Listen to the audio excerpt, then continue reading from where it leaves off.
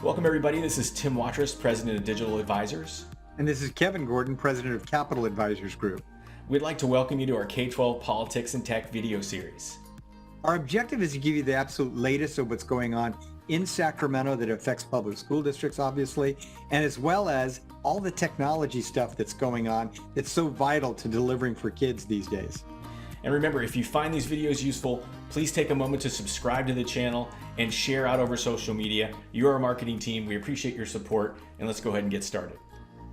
Welcome everybody, Tim Watrous, President of Digital Advisors, here with another episode of K-12 Politics and Tech. As always, joined by Kevin Gordon, President of Capital Advisors. Kevin, glad you're here. Yeah, glad to be back. And a frequent and favorite guest of ours, Bob Wise, actually former governor of West Virginia, a guy who helped start Future Ready, served in Congress for quite a long time, and very kind to join us as we try to dissect what's going on back in DC. Bob, glad to have you back. Good to be back. Yeah, so of course we were going back and forth on stimulus for a long time. As sadly, it looks like there's some gridlock there. But Bob, would love to get your take just on some of the things that have been happening in DC in terms of the transition from Trump to Biden and what things are looking like back there right now. Oh, was there an election? Actually, a lot is happening, obviously. So what's the immediate election results? We're going to continue with divided government because it looks pretty clear that the House will stay Democratic. Obviously, the White House will be Democratic with President-elect Biden and Vice President-elect Harris. And my guess is that the Senate, and certainly the Senate through the end of the year, will stay Republican. The result will be you're not going to see many bold moves being able to be made, particularly in the lame duck session that will take place sometime in the next several weeks, because the Congress still has to come back and pass a budget for next year, as well as possibly act on a stimulus package. But some things that I think that are important to note. First of all, with a new president-elect coming in, that means that the power in the White House and the Department of Education changes. And so while you may not be able to get anything passed in Congress of great note, you can still have the power of administrative guidance and regulation. So look to see heavy emphasis on restoring some of the civil rights division that was in the Department of Education, that data gathering. Look to see some of the other regulations that were in place under the Obama administration, whether higher ed or K-12. Look to see them coming back. Look to see some of the key elements of the Trump administration, such as pushing for greater school choice, supporting private schools and tuition vouchers and so on. Look to see that get dropped by the wayside. So the White House will have considerable power to put certain policies into play. Going to be harder in the Congress. There's some areas, though, that I think are clearly important, too. During the next month, we're going to see the presidential transition team on education pick up. 20 people have already been named, and of course, it's headed by the chair of the California State Board of Education, Linda Darling Hammond. So California is going to play a major role on this. And Kevin, I was interested because it sounds like Linda wants to stay in California. Yeah. In fact, she was kind of mentioned in a number of different press stories, and really going back, even during Biden's candidacy, Linda Darling Hammond's name kept coming up as a potential U.S. Secretary of Education. And she's always been close to the campaign in terms of advising them on education policy issues. So no surprise that she, of course, would be then tapped to head up the group that will transition the U.S. Department of Education.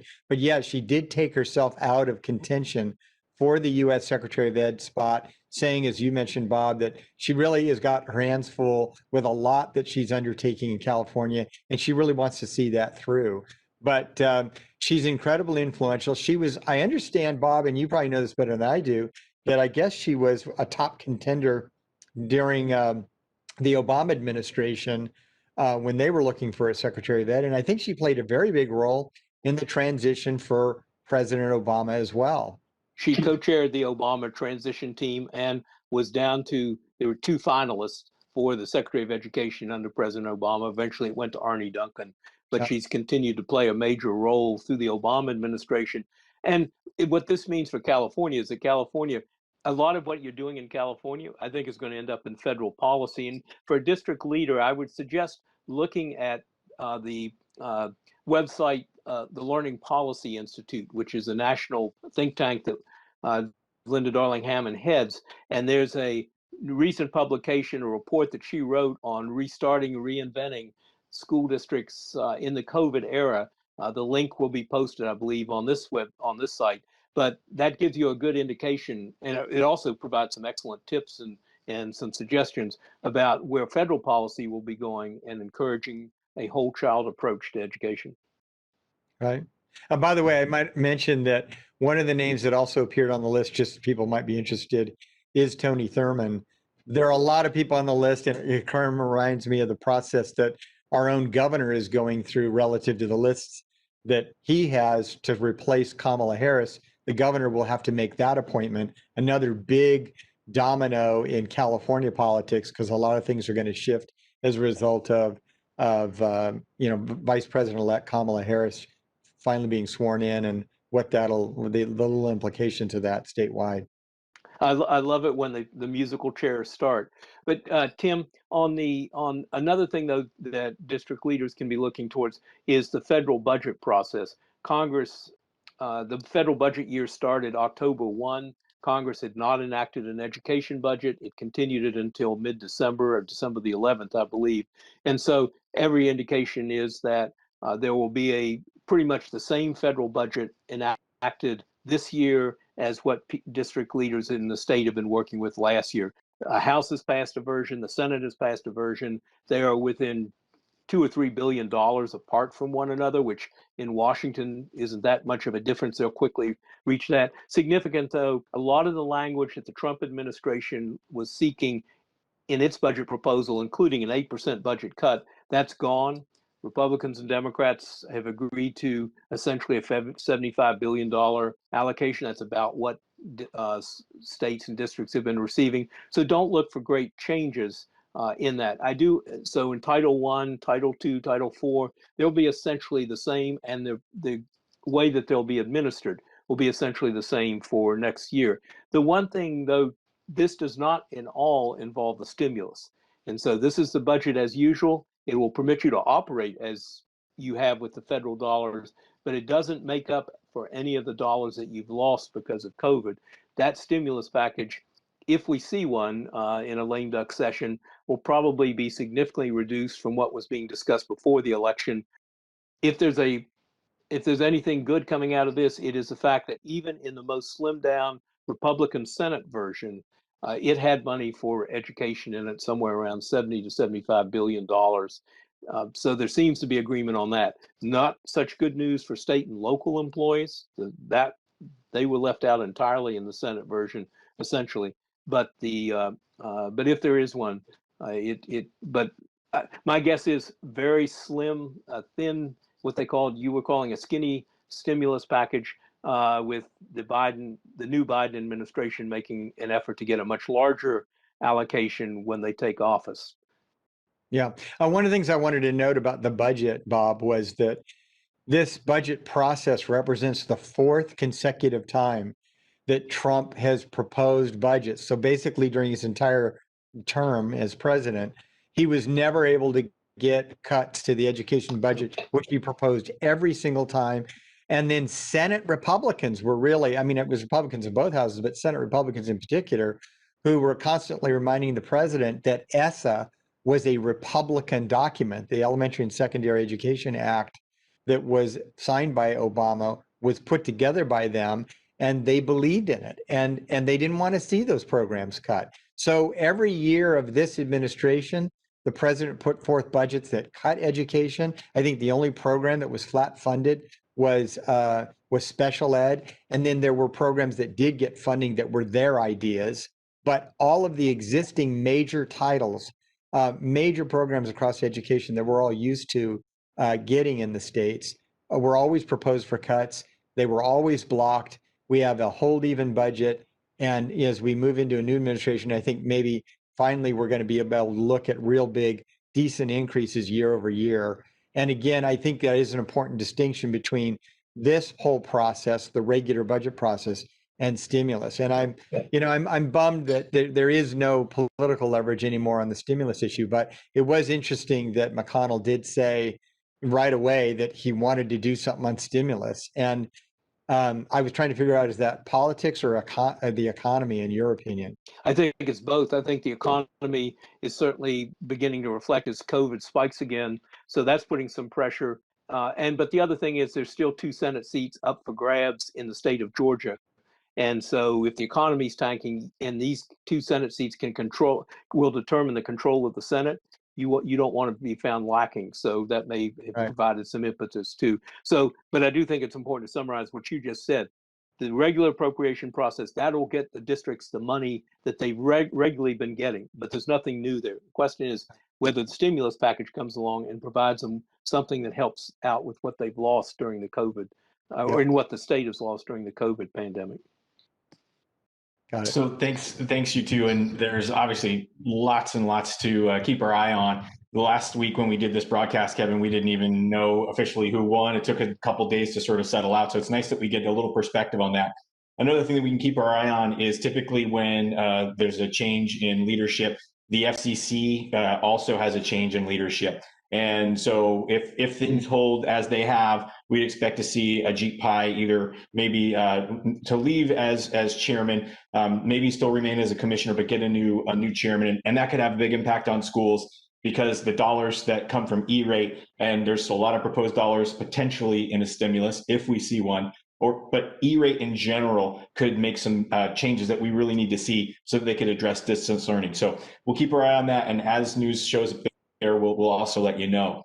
With that in mind, there was a pretty big tech story out this week. The FTC, not the FCC, but the FTC settled with Zoom. And many of you out there are using Zoom as your primary web conferencing platform, teaching platform. They settled with them because they made some unfair claims or let's say just like illegitimate claims about how secure their service was. They said they were end-to-end encryption. That's just kind of fancy terms for how secure connections are between users. Effectively, they were sort of misleading the public. The FTC sort of gives them a slap on their wrist, and they had to come out and actually deliver on what they had said. So now they offer end-to-end encryption. The application itself is more secure than it used to be, which is a great thing. But the tie-in here is really the transparency of companies today. When they've got your data, when they're using their applications, they really need to let you know how secure or insecure their systems are. And you remember we keep talking about Prop 24. What's the spirit of Prop 24? Well, it's about companies being more transparent with what they do with your data, where your data is, third parties that have it. So I like to see this move towards holding companies accountable for cybersecurity and data. It's a big issue. It's tough for us to solve as individuals. So I really like to see that momentum, that movement. And again, there's a good news piece in this for you if you use Zoom, that it did get a little bit more secure. And with that, Kevin, let's jump back into some of the analysis, because when we spoke last week, again, we didn't really know all the outcomes in California. I think maybe there's still a couple things we're waiting on, but can you just tell us some of the latest in California specific news and some of the outcomes we weren't able to talk about last week? Yeah, I mean, one of the things we wanted to raise is the fact that Prop 15, which we'd really hoped that might have a chance of passing to infuse a little bit of extra revenue into public schools across the state, did not pass. 48.2% was as high as it was going to get. Now, there are probably other votes that are still being counted that'll come in, but the Associated Press yesterday sort of called it, and we don't think that's probably going to change very much. So Prop 15 defeated, lays the groundwork for AXA and CSBA to move forward on a ballot measure that they had decided they wanted to move to 2022. I'm excited about it because that's a ballot measure that would give $11 billion of new funding to education every single year. And that ballot measure, all of the revenues go to education as opposed to Prop 15. I was asked just today about, some folks were asking a little bit why the success at the local level on a number of bond measures. 80% of local ballot measures that raise revenue for schools passed, but Prop 15 did not. And I said, well, number one, Prop 15 was not defeated by a lot, so it's important to acknowledge that. But the real reason, I think, is it never did crest above 50% by very much at all during the polling. And again, it's a ballot measure that was asking voters to do multiple things. And I think that hurts any ballot measure. Confusion is the friend of the no vote.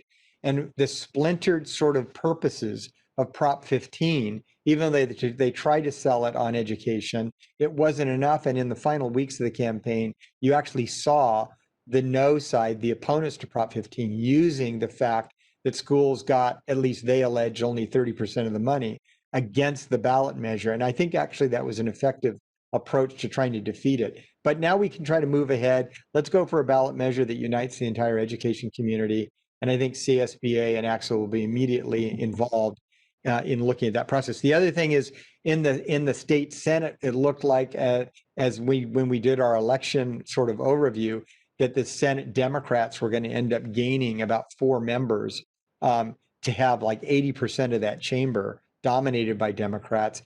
That's not turning out to be that way. They are gaining 2 members for sure, but there are a couple of other seats that are out there that are a little shakier, probably not going to come their way. So Republicans were able to basically avoid, a complete shutout there. And then in the Assembly Republicans gained a seat.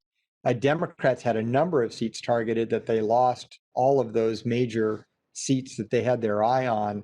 And then the Republicans gained one. And there's another close election going on, but it looks like the Republicans will not get that one. But I wanted to circle back and do that. The other thing is, and Bob, you probably know about, how many Republican gains there were in the House of Representatives nationally, but California contributed significantly to those overall gains because I think there were at least 4 seats, 3 that were flips, another 4th seat that was sort of a flip because it basically flipped at the primary from a Dem to a Republican. And it looks like the Republicans will actually hold that seat. That's that Christy Smith seat.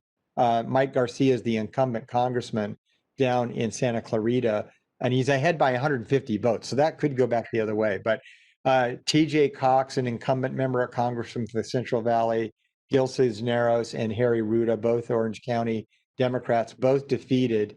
And they're Republicans. Young Kim, a former state assembly member, Republican, very supportive of education, somebody we work very well with. Michelle Steele, another Republican. They are all coming back to Congress. And then Valadeo, Congressman Valadeo, who's the one that defeated TJ Cox, was in Congress before, got knocked off by the Democrats. He comes back to Congress. So a total gain here of 3 complete flips. And then there's another seat there that they could possibly recapture as well. So a little wrap up of the things that we reported the last time we were together. Thanks, Kevin. Yeah, thanks for clearing that up. And Bob, if you had anything to add, please go for it. No, that's you're providing 4 flips. I think Florida provided at least 2 in the Miami area. So the Democratic majority will be lessened in the House of Representatives for Speaker Pelosi to work with, but they will still be in control. Well, and one of the things I think about a lot, Bob, on this is that the Democrats have to be very cognizant when they go in to govern in the House and at the White House, not to overreach, because, it's real typical, right, that in that next congressional election, that the opposite party in power, at least from the White House standpoint, can gain seats. And, they've made these little modest inroads. Well, if you overreach, you can end up losing the House. And if they lost the House and they still never got the Senate back, obviously problematic. As one who was there in '94 and was part of the party that lost for the control of the House for the first time in 40 years, I'm painfully aware of what the lesson you're imparting. Yeah, people need to be careful back there. They need to not be the extremes of their parties if they can avoid it. And that's how you hold on to power. So. Well, thanks for that, Kevin, and thanks, Bob, as well for the additional insight. Kevin, we saw some announcements from the state board this week on testing. What were they? What was the announcement about? Can you fill us in there, please? Yeah. So basically, the State Board of Education acted, and the goal was to say, hey, how are we going to be able to do some academic assessment this year? Obviously, we've skipped last year, and there's calls actually to skip it again. And I think the sentiment of the state board is, it starts to get pretty problematic for us to go 2 years without any kind of data about what's going on with our kids. And I think the sentiment is we need something, but we also don't need the heavy burden that normally comes with a full regimen of the testing that we usually undergo. So for ELA and math, the state board approved the idea of us doing a shorter version of the tests.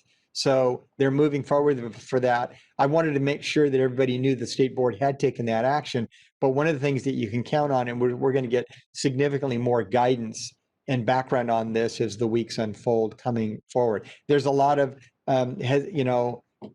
anxiety, if you will, about the different forms of testing, in a COVID environment. And one of the things that is true is that the state board recognizes that. So when they did that, they said, look, we are going to recognize different formats for the administration of the test. And that will also be in the guidance that you'll see is the different kind of formats, including even a paper pencil version that would be dispatched out to for remote testing. That's going to be amongst the different options, but there'll be a variety of options given to LEAs. And even though there could be some issues with regard to the credibility of, testing that we normally have it in a very constrained environment and that sort of thing, it's better to have some data than no data. And I think that's absolutely accurate. Well, thanks, Kevin. And like most things, things continue to evolve on these fronts. So we'll see announcements, and then they'll get some pushback. But it agreed that it's hard to go 2 years without some sort of eye on where we are. So look forward to hearing more of that. As that unfolds and probably tightens up. Just stepping back from all this election analysis. And Bob, I just want to go to you because you've seen good times and bad times in the economy and transitions of power, events that sort of change things fundamentally. And you've also seen, good outcomes and bad outcomes. But I just love to get your thoughts on how, what does moving forward look like for us coming out of the pandemic, transition to a new president, and the sort of the outcome of that. Where do you see us going as we move forward from this? So where I see us going is not in the political realm that we usually think of, but if I'm a district leader or a state leader in education, I'm thinking, where do I get the support for doing some of the bold things that I really want to do? We all agree we don't want to go back to where we were before the pandemic. That wasn't good enough. But at the same time, moving forward, and education is a political process. And so I've run some numbers, and I just want to put them out in front of you for a moment. So quick numbers, 70 million pre-K, from pre-K to post-secondary students and that's almost 10 million in California, ripped out of their classrooms within the space of about 3 weeks. And many of them have been out now for 8 months. So that's 70 million. Let's add another 100 million who are the parents, the caregivers, the grandparents who have had to stay at home with these homebound students now. And they have suddenly turned into, in the 8 months, they're now homebound teachers, they're caregivers, they're even chief technology officers having to sort out how you do this distance learning. So what does that mean? A much greater public appreciation of the school, the teacher, and caregiving. Now you add in 5 million teachers, and this is nationally 5 million teachers and higher ed faculty that were also forced into a new mode of operation, and then add in finally 20 million, and some of these people overlap because they're multiple categories, 20 million that are still drawing some kind of unemployment benefit and are going to need retraining. What does this say? There's a massive nonpartisan movement building that has an incredible, and they also have they have something in common, a shared experience. They may have been upper income and they may have been minimum wage earners, but they all had a common experience of being homebound and having to contend with this. So I'm of the belief that there's a potential movement or support block for being bold that we all need to be speaking to. And I was on a webinar the other day with Luis Gomez at UCLA, and he makes the point of empathy and school leaders going out and listening to their communities. And I'm getting reports of Zoom parent-teacher meetings where 50 parents might show up at the school pre-COVID. Now 250 are showing up on virtually. So let's stay tuned. I think that there are implications here of a support movement for education that hasn't existed before, as so many millions more have suddenly learned what it is to be a teacher, a caregiver, a technology officer, and to be homebound. Well, wonderful points, Bob, and I might pile on a little bit. More to come.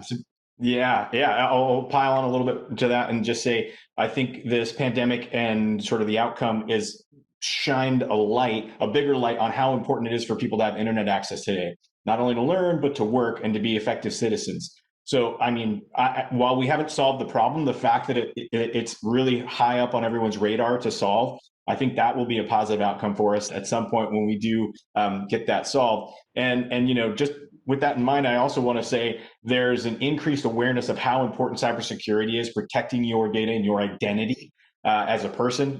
We exist in this sort of digital world, right? We're connecting digitally now, and protecting ourselves in this digital world is important. So that's really kind of risen up on people's radar. And that'll sort of dovetail into our next point. There's an article out this week or a report out from Gartner this week, who, if you're not familiar with Gartner, they're just one of these all-knowing around technology companies that sort of studies the landscape of technology, predicts where things are headed. And they surveyed CTOs and they said, what are the top things you're going to be focused on and spending money on this year? And 61% said cybersecurity. That was their leading thing. Second thing, business intelligence and data analytics, like how to better use data. Of course, we can all empathize with that in K-12. And the third was cloud, leveraging the cloud. As an education leader, this is really important to know, because most of the time, or I would say your general concern before was getting people connected. That still is priority one. But when you hear cybersecurity is top of mind for almost every CTO that was part of the survey, I really think that helps you understand how important it should be for you to consider. So keep that in mind. We'll have that article for you to read a little bit more and look into, and that might help you with your priorities you're thinking about moving forward. With that, I want to say, Kevin, you guys you were able to finally schedule a briefing on the budget. Could you just talk about what's coming up and when it's going to be? Yeah. So, and we want to invite everybody that's participating. There is no cost. You just need to follow the link that we're going to have here on the website. But it's the state controller and the state treasurer together with Jack O'Connell, myself, and the members of the Capital Advisors team to do basically analysis of the economic forecast, budget variables that will go into consideration for the governor as he puts together his budget for next year. So this is a really great way to kind of get ahead of the overall numbers in the forecast, with obviously the two main constitutional officers other than the governor that deals with these topics, the controller and the state treasurer. As many people know, the state treasurer has been involved with a lot of the transactions we're doing in local school districts regarding deferrals. So she's going to have comments on that. The state controller has a huge impact on the audit guide and how districts will be treated going forward in accountability for the money that they've gotten already, as well as what's going to happen next year. She also does a lot of her own revenue estimates, since the controller is the one that takes all the money in that comes in from tax revenue in the state. So having those two on board, December 1st, 11 a.m., we're going to talk, our people are going to talk about the implications of their comments on K-12 education. And then we're also going to talk a little bit about what to expect out of this new legislative session, brand new legislative session with a new assembly and a Senate coming in, what's on the governor's plate, a number of great things. So again, there's going to be a link here that you can check out afterwards to click on, and we welcome you to participate in that Webex that we're going to do. Thanks, Kevin. I'll be tuning in for that one, definitely. And speaking of presentations that are coming up, I believe that you and Jack are slated to talk at the upcoming SITE conference. We just want to give a shout out to SITE. If you've ever relied on technology, probably now more than ever, you need to invest a little bit of time in this wonderful conference. It's coming up next week, November 16th through 20. And again, Kevin and Jack will have a pure politics session at the conference, so make sure you look into that. We'll put a little link up to registration for SITE. If you haven't yet, please do so. And with that, I want to thank you so much, Bob and Kevin, for your time today. Any final thoughts before we wrap up? Nope, I think we covered it. Nope. Okay, well, we'll look forward to having you back soon, Bob. And maybe one of these days we'll even have a stimulus to talk about. I don't know, but my fingers are sore from being crossed for so long. So I'm going to just say we're just going to hope and wish. But thanks again, everybody, and we'll look forward to seeing you next week. Bye-bye now. So thanks again for joining us for another week of this broadcast. And I just want to take a moment to remind you, if you haven't already, please subscribe to our channel and share this out over social media. Again, you're our marketing team. I'll also finish by saying, if you have some questions, please send them our way. We'd be happy to address them on a future broadcast. So with that, thanks everybody, and we'll talk soon.